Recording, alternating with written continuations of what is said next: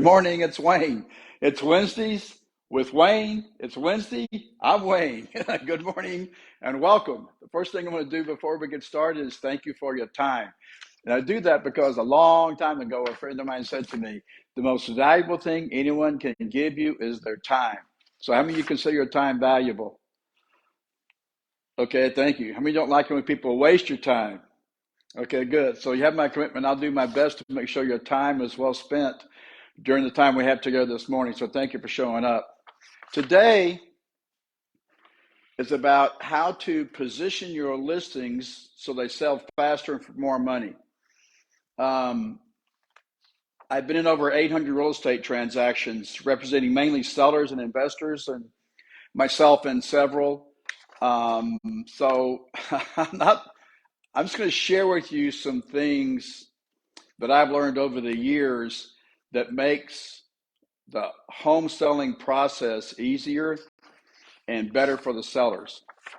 So I'm not saying I'm right, I'm not saying I'm wrong, just telling you what I learned. So if you have any ideas or better methods, go use them and see if hopefully some of this will be helpful to you when you're out there listing property. I'm going to suggest you become a listing agent. And the reason why is because as really, real estate's not a career, it's a business. As business owners, and that's how I see you as, we need to be good stewards of our resources. That's time, energy, money. And when we spend our time and we spend our energy and we spend our money, we need to be investors and look through the lens of an investor and expect a return from those. I think we've seen sometimes we pour energy into something, nothing comes back, so we quit doing that. We spend time doing things where there's no return, so we quit doing that. This is why, some people say, I don't have time. Yeah, you have time. You just chose to do things with that where you got a return. You quit doing things with your time that you got no return from. So, and then same with money. I mean, if you're not investing, you should be, because if you save money, you lose it. And if you're working to earn it, there's a day when you're not going to be able to do that anymore. So you've got to learn how to invest. And to me, it comes down to three types of intelligence, or education, in order to be the success we want to be. One is a technical education. Second is a business education. And the third is a financial education. I think you have to have all three if you want to get to the top of the ladder and the top income brackets. And so I'm going to share with you things I've learned. Hopefully this will be helpful. So thank you for showing up. First, you don't have to sell anything. I know the title is how to position your home, the listing so it'll sell faster for more money. The reason why it's called position instead of sell is because homes aren't sold. You're in America. We don't have to sell anything. We live in a capitalist society. There are consumers out there, hundreds of millions of consumers wanting to buy things. You don't have to sell anything. All you got to do is position it. So this is about how to position the property. That's the benefit of living in a free enterprise system. It's a constant, ongoing, relentless stream of consumers. And it's proven. I mean, there's over $16 trillion in consumer debt right now in America. They're out there. You don't have to sell them a house. Help them buy it. And that's what today is about, how to position it. So first thing is question that I have for you. When is the listing sold? And the answer is never. It's a trick question. I tricked you. It won't be the last time. No agent ever sold a house. Throw away the sold signs. You've probably heard me say this before. Throw the sold signs away. No one ever sold anyone a house. Typically what happens is buyers and realtors connect one way or the other, ads, referrals, former clients, and the buyer tells the realtor what they're looking for. The realtor puts that information into the MLS system. That system spits out a list of homes that meet that criteria. That agent shows those homes, Those buyers see those homes and they choose one. So throw away the sold sign, just make a new one. This home was sold by, this home was chosen by the Joneses, because that's what really happened. So we're not in the sales business, we're in the education business, which is good because most people hate salespeople. So it's not about selling, it's about educating and being an agent that can get them through this process using your technical, business, and financial educations. So when to me, when you want to position it, several things have to happen. The home is positioned to sell when the listing is taken. Please hear me on this. It's sold when it's taken. So if it's taken at 20% over market, if it's taken and it's not been inspected and cleaned up, if it hasn't been positioned, if it hasn't been staged, if it's been got some deferred maintenance and it's priced above retail and it can't get in it and it's appointment only, you can't get a hold of a realtor to get the appointment, you can't, it's just so agents are going to flow like water to the easiest deal. And this goes for any of you, no matter what business you're in. Lower all the barriers. The easier you make it for people to do business with you, the more will do so. So, for you listing agents out there, get with it, okay? Especially you new ones. You new ones out there, go get some listing agent training because, you're impediment to progress, a lot of you. No offense, but you are. So if you don't know how to do this, go figure it out and stop practicing on your clients.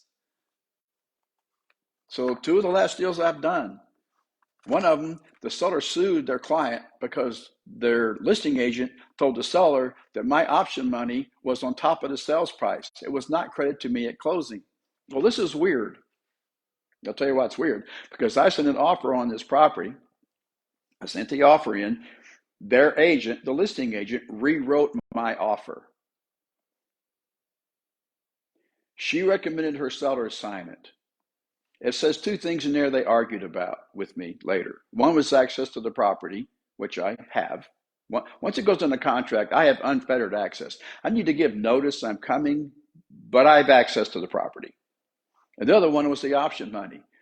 And there's two boxes. One is will, one is will not. And you check one. Will be credited to the buyer closing. And it was checked, will be.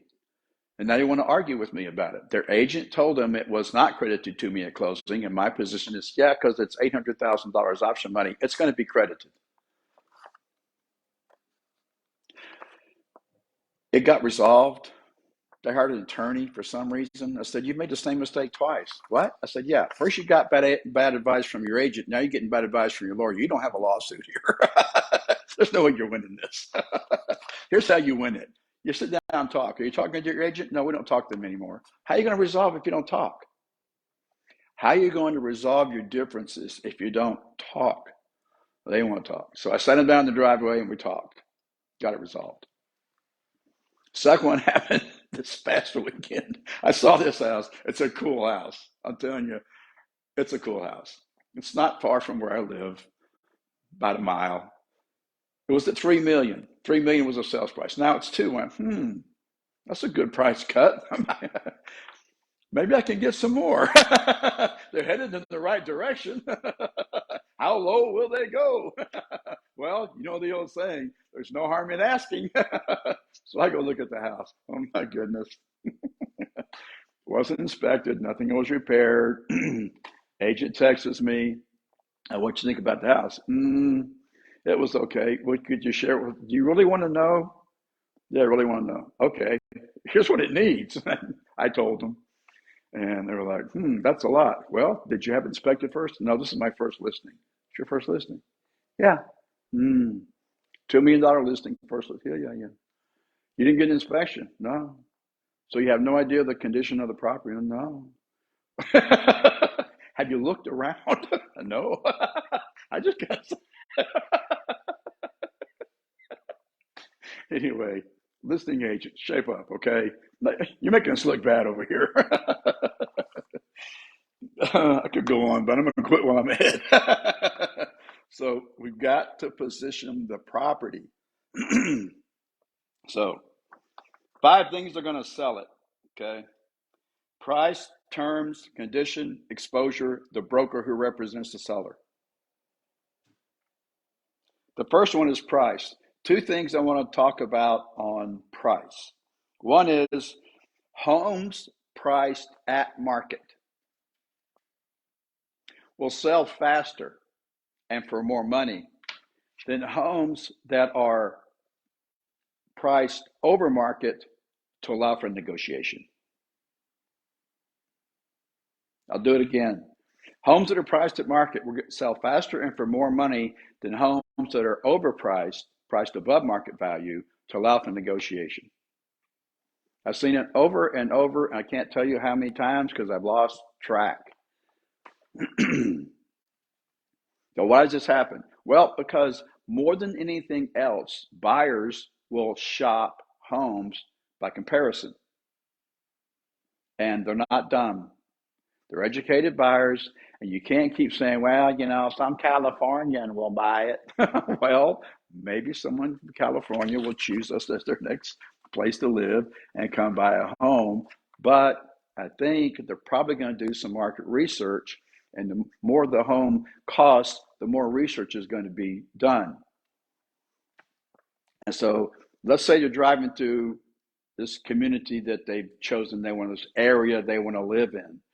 And let's say you show them 10 homes. When you get to 11th one, do you think the buyer's going to have a feel for whether it's at, above, or below market? Yeah, because they shop by comparison and look around, they see what's in it. Look at the trim package, the appliance package, the lighting package, the cabinets, how it's built, quality of construction or lack thereof, how it's laid out, how well it's holding up, how well it's been maintained, all these things. And they're going to compare one to the other, and they're going to come to a reasonable conclusion. It's the same thing we do. We're not the only ones that know how to do a CMA. So, price. It's got to be priced according to the market. Now, the market we were in early 2022 was a totally aberrated, overpriced, screaming, scorching, hot seller's market. It was so hot, you put a sign out there, coming soon, it was gone. If you could just put a sign out there that says, I'm thinking about selling. Whoa! Calm down, Tarzan. One at a time. You're like an auctioneer now. Who give me 100? Who give me 100? Who give me 100? Who give me 100? Who give me 500? Who give me 500? Who give me $1 million? Sold. 40% over market. No contingencies, no inspections. But that's an aberration. We can't make decisions based on aberrations. We've got to discover patterns and trends and make logical decisions based on facts, figures, statistics, and real hard data. So, having said all that, I admit we were in an aberrated market. In a normal market, which we're still not in, we're actually still in a seller's market because there are more buyers than there are homes for. But it's gotten kind of back to normal. I'll go into that in a few minutes. But when I'm talking about price, I'm talking about fair market value for the home. But see, the thing is, it's not about the price of the house. It's about the payment, right? Almost everything's about the payment. I mean, this is America. Think about it. It's not how much, it's how much a month. You make me like it, you show me a way to cram it in my budget, I'll take it.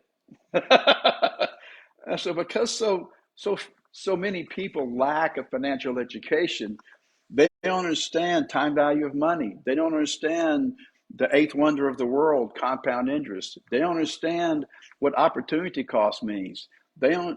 They go buy a brand new car or truck for 60, 70, $80,000 because they can afford the monthly payment. What they don't understand is the opportunity cost there. It's incredible. If they'd taken that, made that same decision based on a little house or a condo, and do that every year, in 15 years, they're golden. But no, I got to have the shiny auto. So that's what I said yesterday. When people buy things they don't need with money they don't have to impress people they don't know, the government calls it an economic recovery. Just listen, you'll hear it. It sounds like this: consumer spending is up. The economy's recovered. Right? That's how crazy it is. So you've got to have the thing, financial education. You just can't afford to not be smart financially, because it's quite easy to get rich in America. I mean, if you can't get rich here, don't leave. For real, don't. There's nowhere to go. It doesn't get any easier. So it's about the payment. It's not how much, it's how much a month. That's why the market has stalled. Because when interest rates double or triple, payments double and triple. Everybody knows that. So why in the world does our government do that? Let me just think this through, okay? The government thinks consumables cost too much. And we have this thing called inflation. Okay, well, here's what we're going to do. Let's raise interest rates, make all the stuff they're buying cost more, then they won't be able to afford to buy it, and then prices will come down. Then they'll be able to afford to buy it. Yeah, it's a good idea. How's that working out? Come on. Really? There are the same number of buyers out there there were 6 months ago, 8 months ago. They're still out there. The demand. So when you look at the economy, right, there are three things that drive it: the supply, demand, and price. Now, what do we know? When the supply goes down and demand goes up, supply falls, demand goes up. What happens to price? It follows demand.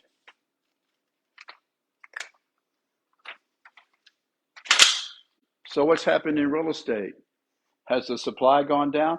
No, it's gone up. Has the demand gone down? No. The price went up because interest rates went up. So now the prices on the homes themselves are falling, but what it costs to own one went up. This is the problem when the government gets meddles in free enterprise system with no financial education. So payment. So one way you can position the home in the marketplace, it's really simple. If you want to sell a house, find one they like, make it affordable. Don't make it complicated. It's that easy. Find a home buyers like, make it affordable. Simple. So this government, they just leave us alone. Two things the seller can do to position the property. So it's price, terms, condition, exposure, the broker who represents you. As far as price, you can lower the price, or you can take the money you would lower the price for and help the buyer get a loan that makes the home more affordable. This is a much better way for both seller and buyer. Make it affordable, sell it for more money, because it's not how much, it's how much a month. Find a good lender. If you're a realtor, you got some experience, you should have these relationships. You should have an appraiser, you should have a surveyor, you should have a contractor, you should have a make-ready guy, you should have a lender, you should have a title company, you should have all electrician, a plumber, you should have all these trades, you should have your team by now. For those of you new watching this, you got to put your team together. Okay, no one succeeds alone, you're only good as your team. So go work on, maybe make that a goal this year. Assemble the team of trades and experts that are going to help you help your clients. If you help your clients, they're going to come back. They're going to refer people to you if you ask. So we want to make these homes affordable. You can participate, and since the government has screwed up the financing, the seller could participate, step in, and fill that role. You could carry a second lien. If your home's got a lot of equity, carry a second lien for 2 years till the market corrects, rates come down. The buyer can always refinance, cash you out. If you have no payment on the property, you got no debt, it's paid for, you want to sell it, carry the note. What do you care? What do I have to foreclose? I might have to foreclose. I might have. So what? Foreclose. Sell it again. Sell it 5 times. What do you care? Get a nice deposit to cover damages. Check their credit. Get a credit-worthy buyer, and finance the property for them. So you can finance it, owner finance it. You can carry a second lien. You can find a good lender and figure out, sit down, talk to the lender, and find out how much can the seller contribute to the buyer's loan. There's rules and regs. I don't know them all. I'm not in the lending business. I'm not a lender. I'm a borrower. Boy, am I a borrower. I love borrowing money. So, but find a good one. I mean, you get a good lender on your team, your deals are going to come together. So those are 3 ways you can position it rather than reduce the price and take less at closing.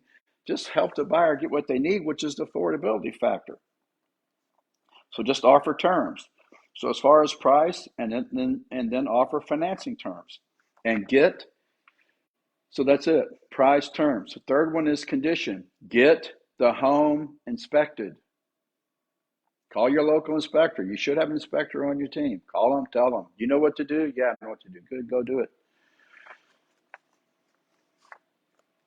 I wouldn't go on the inspections. I did the first year because I wanted to learn how it was done. After that, a waste of time to watch someone walk through the house. So I'd show up at the end as they were printing out the report. And I go, okay, tell me what's wrong. Show me what it is. Because some of that stuff I don't even understand. I kind of know how things work, but some of the stuff I don't know. Like, what does that even mean? So I go there, I meet the inspector, they print out their list, I walk the house, they show me what's wrong. I need to know. I'm going to go to my clients, the sellers, and I'm going to say, look, we've got to fix all this.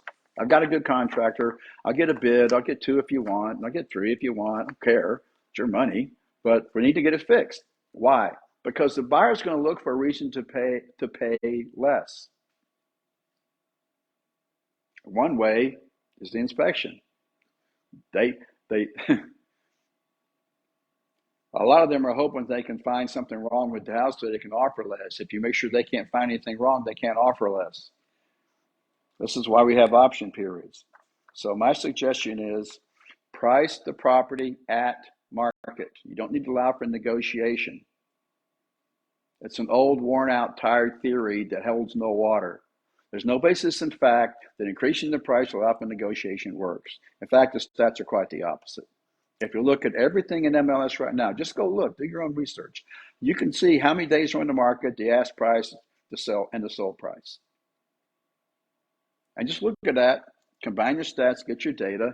Then when you go on these listing presentations, show it to your sellers who are demanding to overprice the property for negotiation. No, that's not the way it works. So we have to educate them. Understand your point of view. And, it sounds like a good idea, but actually the opposite works. See, here are 10 homes that have sold in your area in the past 6 months. This is what they were listed for. These are the ones that were overpriced. This is how much longer they sat on the market. These are the ones that were listed. These homes were listed at market. They sold faster and for more money. As you can see, statistically, you're much better off pricing at market to create urgency among the buyers because of shopping by comparison. They're going to walk in and see what they can get, how much it's going to cost, and they know it's a deal and it's not going to sit here very long. So now you'll create competition for the property. And what we want is a bidding war. And you can choose your buyer rather than hoping they choose you. Does that make sense? Yes, thank you. Sign here. Okay, hope that helps.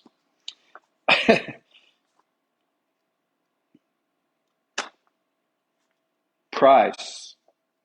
terms, condition, exposure. You've got to have a marketing plan. The question is, who do you market to? And so, as we talked about before, there are 4 basic personalities. And some of you who know this are familiar with the DISC, the DISC profile: dominant, influencing, steady, and conscientious. So people generally fall into one of these 4 categories. Sometimes, typically a blend of 2. Like you may have someone, if you were to graph this, would score high on their D and maybe secondary I.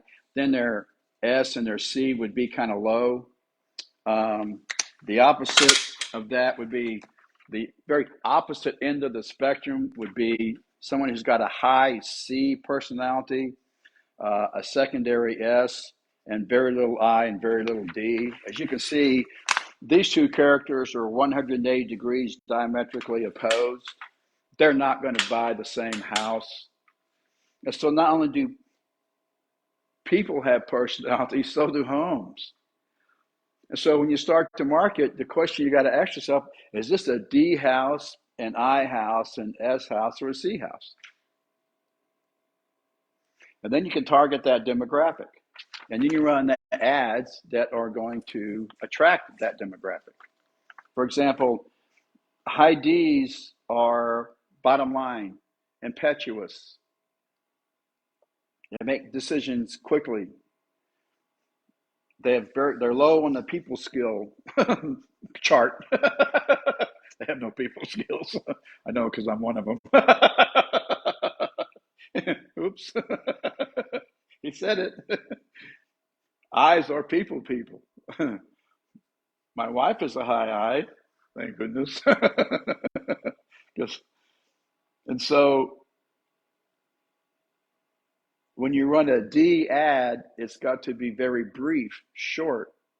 They speak in short, abbreviated clip sentences. They want yes and no. When you ask a high D what time it is, don't tell them how a watch is made. They're going to tell you the history of the watch. They just want to know what time it is. What time is it? Well, in about 900 AD. What? I don't know what time it is. Will you tell me what time it is? Well, they can't even say yes. These characters cannot say yes or no. They can't do it. It's not in their vocabulary. I know because I've worked with them. They can't say yes. They can't say no. The answer to them is it depends. Let me do my research. I'll get back to you. Oh, mackerel.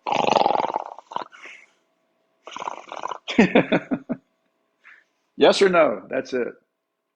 So because they're bottom line and they're detailed, we have to run ads that they'll like and they'll respond to. So if it's a high D house, we want to run high D ads. This is why some of those homes sit. They got a high D house. They put a high I on site. High I's love people and they love to talk. So what does agent do when you show up to look at the house? They follow you from room to room talking about it or talking, just plain talking. I'm like, would you shut up and leave us alone? We're trying to look at the freaking place. Oh my God, I wanted to say that so many times. I never have, but man, I was close. Like, let the people look. You can't talk them into buying. S stands for steadiness. They're loyal, they're good listeners, they're problem solvers. C is conscientious or compliant, very detailed. The biggest fear is being taken advantage of. That's why they make great negotiators. The biggest fear is being ostracized, not allowed to participate in a group because they love people. The biggest fear is interruption of the status quo, surprises. The biggest fear is mistakes are being made wrong. What turns them on is the challenge. What turns them on is people and groups and activities. What turns them on is repetitive tasks, safety, security. What turns them on is data, detailed research, stats, figures, statistics. So once we know all this, I could go on for days. This is a huge subject. I've been studying it since 1989. I use it every day in almost every aspect of my businesses. It's an incredibly powerful tool. Once we know how these people are going to behave and it's predictable, then we can know how to communicate with them. If they want to buy the house, great. If they don't, great. I don't care. All I want to do is communicate clearly.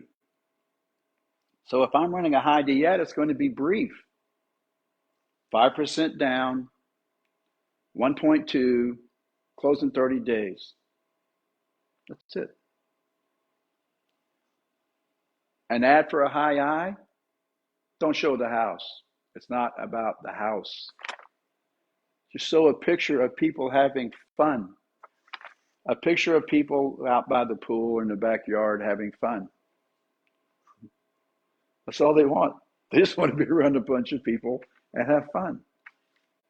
They're partiers and cheerleaders. They just want to have a good time, be out with people and socialize. So make it a sociable listing.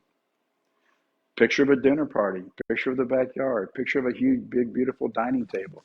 See, these eyes typically, not every time, I'm not speaking absolutes here. I'm talking about general tendencies.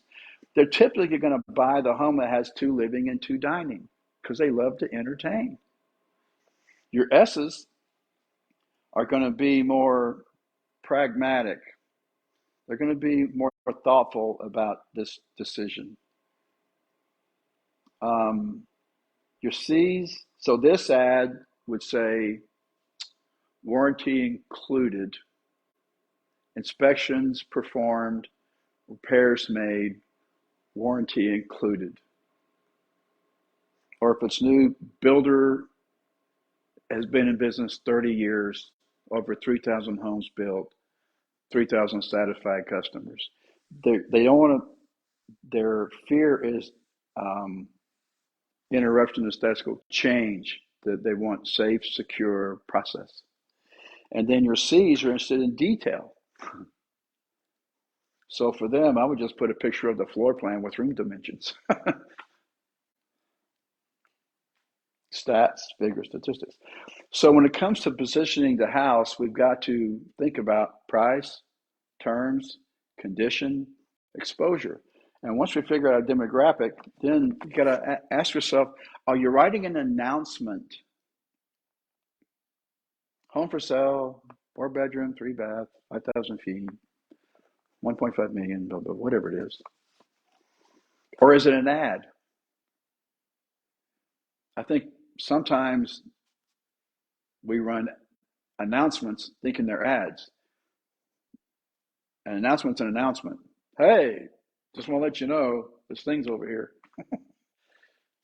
Versus an ad that has specific purpose to it. So to me, the ad has 4 steps. So once you get that, take a good long look at this property. And this is why I go on 2 visits. The first visit, I always, no exceptions, always go on 2 visits. The first visit is like market research. I have a list of 22 questions I ask the seller on the first visit to the property. 22 questions. If you want to 22 questions, email us. We'll send them to you. In fact, I have it written out. You're going to love this. I have this 22 questions. It's got the question, then the reason to answer it. And then what you can do is, I know it's old school and you probably won't do this, but you can use a tablet. I was going to say put it on a clipboard, which is what I used to do, but this is a long time ago. I put the question and then I leave space underneath to write the answer. So I put the name on there because I go on 2 or 3 presentations a day. Put the name on there, write the answers. And so what I'm going to send you, or if you want it and request it, the questions and then why I'm asking them, then leave room under that for their answer and make detailed, copious notes. I mean, you want to get clear on each one of these questions because based on these questions, that's how you're going to prepare your listing presentation. And again, the listing is sold, positioned when it's taken. If it's taken above market with no inspection, no repairs are not staged, and patchy grass and poor landscaping or non-existent or anything else, just going to retard the sale. They're ultimately going to get sick of it. It's going to sell for less. So that's condition. Price, terms, condition, exposure. Figure out who your market is. What does the house look like? A high C is probably not going to buy a house with vaulted ceilings and high windows. They're going to live and go, who's going to clean those? How are you going to change those bulbs? What? Really? No. They're going to buy a compartmentalized house. They typically are not big fans of these huge, big kitchen, the big, wide, open living areas. They want a room for the kitchen, a room for the formal dining, a room for the formal living, the TV. Every room has a purpose, and that purpose is what you do in that room. It's like if you open the pantry, you can tell if you go to their house and look at you can see by walking around. I can walk in a house and tell you if it's a DIS or C owner. You can tell because it's telegraphing. They don't look the same. You can walk in the closets, walk in the kitchens, and I can tell you which one of these are in that home because they all have different personalities, characteristics, traits, verbal patterns, auditory patterns, visual patterns. And once you pick up the pattern, then you can communicate with them. Then life gets easy. So a D is going to have a trophy house, trophy car, trophy house, trophy husband, trophy wife, whatever. Everything's a trophy. I's going to have an entertaining home. They'll have pictures of themselves with powerful people. They'll have pictures of themselves with their friends. They'll have pictures of themselves with their family. They don't have pictures.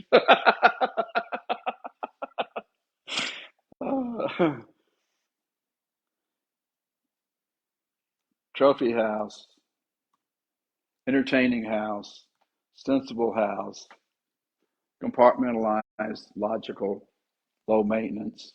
They want to see the electric bills, the utility bills, the water bill, the gas bill, the insurance, all this things that cost to maintain the property. They're going to be very detailed. They're very analytical. There's no right or wrong to any of these. It just is. And what I want to know is which one are they? How do I get them what they want? I make sure I have all this before I put it. Make sure you have all this before you put it on the market. Get all this stuff together because this buyer's going to show up.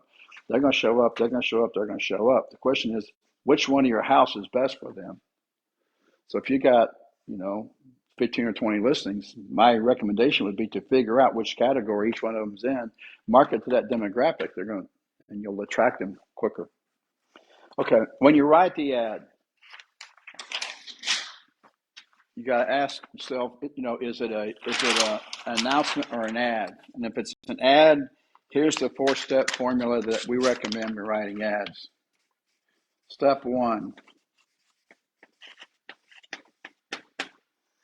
interrupt. You got to interrupt people. So the interrupt is like the headline.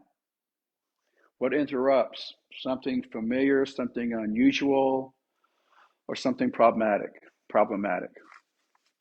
Something unusual, familiar, or problematic. That's why most of these ads on TV, a lot of them will use movie stars, even old tired ones. The ones selling gold. Like, really? That guy's still alive? He doesn't look like it. He's moving, so yeah. Oh, that was bad. True, but they go, oh, look, it's what's his face? Well, what is his face? I don't remember. So, the guy that did the thing at the place. Oh, yeah, right. You got to interrupt them. Something familiar, something problematic. Typically, we go, so you're driving down the road, you're going home, you've gone home hundreds of times, probably not paying much attention because you're on autopilot. You know how to get there. You don't need directions. Drive down the road. Mm-hmm. Suddenly, this huge thunderstorm comes out of nowhere, and you can't see, and your windshields are on, lights are, cars are flashing, people are pulling over, you can't see 10 feet in front of you. So if you're on autopilot, you're typically in what psychologists will call an alpha state. And then suddenly you get focused, you go to beta, your 2 hands on the wheel, the wipers are on, you're staring through the windshield, you're focused. And so what we want to do is we want to get people from alpha into beta. We want to interrupt them. So you have a problem now. You can't see. You've been interrupted. You're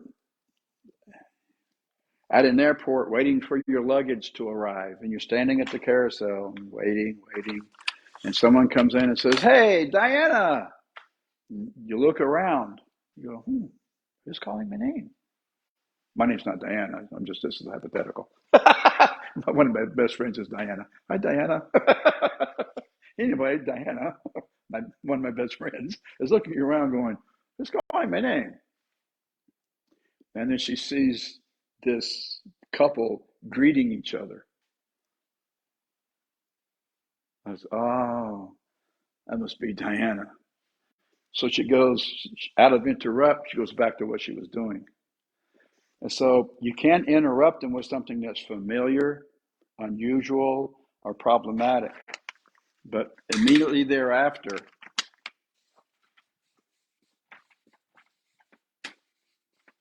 you've got to engage them. If you don't engage, they go from alpha back to beta. They go from being interrupted. You go from getting their attention to being ignored. So this is the headline. This is the subheadline. So if you're running emails, this would be the subject line. It's what the receiver, the recipient of the email is going to see. You know how you get them, it's got the subject line on. Subject line is the headline. Then the headline of the ad is the subheadline. If it's a paper or print ad, like a magazine or newspaper, then you'd have the headline here and the subhead here. So you've got to, once you interrupt, you've got to engage quickly. And then once you engage them, then remember, as I said earlier, what business are we in? We're in the can't make a C business. Then you educate. It's not about who you are, how wonderful you are, how great you are, nothing. It's not about you. Take the me, mine, ours, all that out of your ad. Take it out, take it out, take it out. Because people are always asking, why? And you've got to answer this question. You've got to answer the question, why? So there's two questions that I want you to think about before you start running these ads. One is,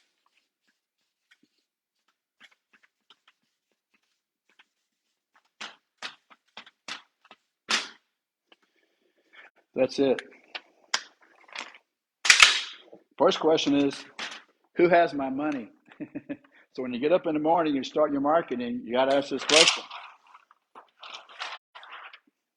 Don't buy these sticky things. They don't work great. Who has my money? The second one is, how do you answer this question? Why should I do business with you? Why should I give you my money? What's in it for me? Whatever it is, it's a variation of the theme, but that's the question most consumers ask. So we've got to educate. It's not about you. It's not about your success, your experience, any of that. Educate them about what you do, how you do it, why you do it that way, and the benefit to them. You've got to answer this question. So that's got to interrupt them, engage them, educate them. This is where you come from, the fountain of experience, to be all, know all, do all of real estate. So you use stats, figures, and statistics to bolster your point of view. I've sold 50 homes in the last 3 months with 98% of asking price and within 30 days. And I can sell yours too. And then you put in there, educate them. The most valuable commodity you can have is an email. Get their email and put them in your drip system. Don't drip them about you, yours, or anything. It's about them. How do you buy a home? How do you negotiate on a home? How do you maintain a home? How do you find a contractor? How do you find a plumber? How do you find a landscaper? How do you find the guy who'll cut your yard perfectly every week without drama? That would be a good piece. I should write that one. I could use one of those myself. How do you find the guy to put your Christmas lights up? How do you find the guy to take them off your house without breaking everything? How do you find a plumber? How do you find an electrician? How do you find trades? When do you refinance? Should you refinance? Should you pay the house off? Should you just keep a low interest rate loan in place? Should you pay it off?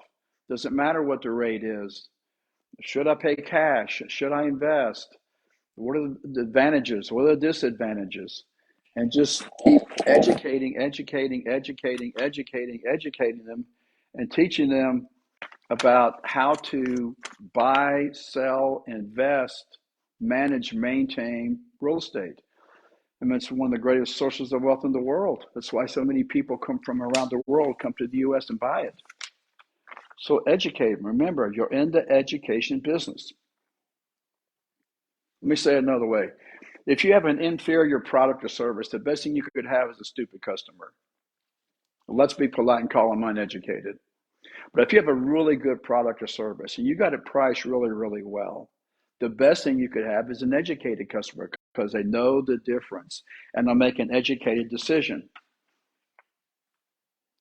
And if they decide to go with us, great. At least they're educated. What annoys me is when they say no when they don't have an education. So the onus is on me to educate them. What do we do? How do we do it? Why do we do it that way? What is the benefit to you?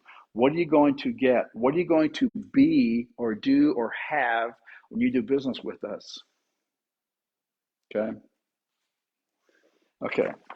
And then the last one. Oh man. Sorry. I can't write sometimes. Sometimes this won't do what this tells it. Make an offer. So an offer is a low risk way for them to engage with you. So they don't want to talk. They don't want to talk. People who don't know you don't want to talk to you. They don't want to be sold something. They hate salespeople. They don't want to do that. That's why they don't buy timeshares. It's an arduous process. But they want information. So if you'll educate them with an offer so they'll engage, then you don't have to keep interrupting them.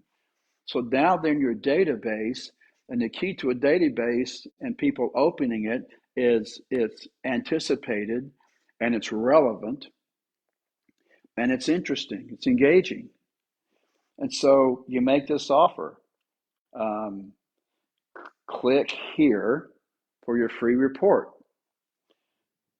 99 ways to sell your home in 30 days or less within 98% of asking price. Or just say 100 days. 100 ways to sell your home in 30 days or less within 99% of asking price. And just write a report. Create a landing page on your website. Link it here. Put the hyperlink in your ad. Link it. They go there. They're on your page now. How cool is that? And so your page should be set up. If I were in brokerage today, my page would say, sellers enter here, buyers click here. And I'd have all this information about how you sell your house and all this information about how to buy your house. When it comes to positioning your listing to sell faster for more money, but as a recap, 5 things they're going to sell it: price, terms, condition, exposure, the broker who represents you. If the broker or the agent is not experienced, you're going to have a problem at some point. If it doesn't have exposure, when you get to exposure, you've got to explain to them your marketing program. What does your marketing do? And we could go on about that for half a day at least. But this is what I told for sale by owners, because my greatest source of listing was for sale by owners. I loved them. I mean, I did just about anything you can do to generate listings. I farmed, no. I called expireds. I called withdrawals, no. I called people that temporary off the market, no. You name it, I did it. For sale by owners, I got along great with. And what I would do is I'd tell them, look, excuse me, 5 things going to sell your house: price, terms, condition, exposure. As far as price, I think you're okay. It's not a time to get into a debate with them on the first visit about price. Terms means you help the buyer get financing. If rates are low, you don't have to do that because they've already got good financing. In today's climate, you probably should think about offering some financing incentives for the buyer, help them buy down the rate, get that mortgage rate lower to make your home more affordable. Instead of reducing the price, just takes a small fraction of that money. Instead of reducing your price $50,000, take 5 or 10 and throw it at the loan. Condition. I think the home's in great shape. How do you do it? It looks fabulous. And then exposure. By exposure, I say, look, let me just explain to you very quickly what buyers are not going to do. Here's what they're not going to do because they don't do it. So this is exactly what I said. I just said it to them 3 times. This is specifically chosen verbiage. Now, at the beginning, what is sales going to tell you? When you start calling these for sale by owners, what are they going to say? They're going to get together, and the husband and wife, typically, if it's a traditional family, whoever it is, the owners are going to get together, and they're going to talk, and they're going to decide that when you call, they're going to say no to you. Are you selling your house? No. Can I come see it? No. Do you want to list it? No. Are you talking to brokers? No. Are you cooperating brokers? No. No, no, no, no, no. They typically have had their in-house meeting, and they decided that, let's say it's a traditional family, he works outside the house, she works in the house, and when you call, she's going to take your calls, and her goal is to tell you no and get rid of you. So you've got to ask the sellers a question they can say no to, but the no means yes. So what's the question to get the appointment? Well, first thing you want to know when you're making these appointments is, are they the owner, and is it still available? So are they the owner? You got to talk to the decision maker, right? Right. So are you the decision maker? Is the property still in the market available? And can I have an appointment? These are the 3 questions. This is the goal for this call. So you call them cold. Saw your sign. Hi, are you the person with the home for sale? Yeah. Have you sold it? No. Good. Now we know. They're the owner. It's available. Now we got to make the appointment. Here's the question. Would you be offended if I came by to see your home? No. Great. That's how it works. I've done it hundreds of times. It works great. Great. I'll be in the area this afternoon. Would 4 be okay, or would 6 be better? Alternate choice. Either's a yes.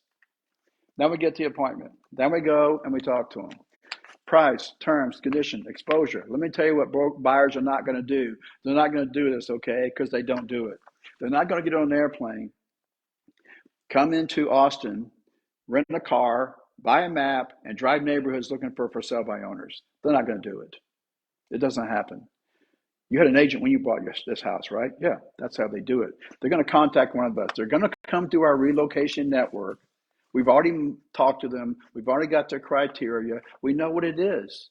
We know what they're looking for, what area, what price range, what configuration, all of it.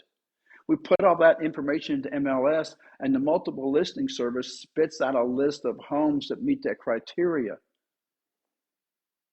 Those are the homes that get shown, and those are the homes that get sold. So by not being listed with the broker, what you've very effectively done is hidden your property from the marketplace.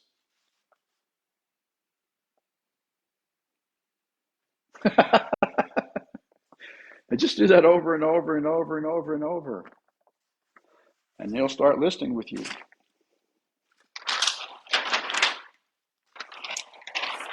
Once they get to your site, they'll see all these educational materials. Just tell them, go to my website. Everything you want to know about how to sell your house is on there. In fact, I'm the only broker in the state that will help you sell your home.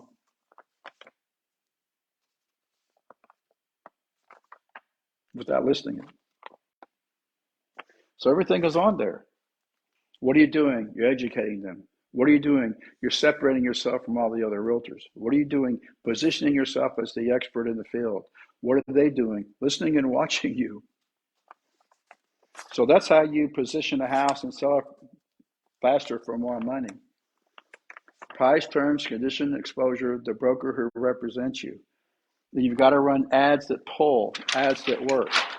Who's the buyer? Who's the demographic? Who's ideal? It's amazing. Some of these new home model homes. They'll go in there. They've got a high-eye agent on site. They got high-C brochures. They're so detailed and thick you can't get through them. It's actually a high-S property, and they wonder why it won't sell. It's amazing. So I think if you can sharpen up on this and sharpen up on this and create a website that's content rich and then capture emails and then educate people, I think you'll find that you'll be taking more listings. If you use this formula, you'll be selling faster for more money. That's it. So I'll end the way I started. This is Wayne. This has been Wizards of Wayne. Thank you for your time. Hope you found it valuable. I'll see you next Wednesday at 9. If you have a topic or something you'd like to hear, email it in. We'll be happy to cover that in as much detail as we can. And if I don't see you between now and then, let's go out and make it a better world. Talk to you next Wednesday. See you. Thanks for showing up. Bye.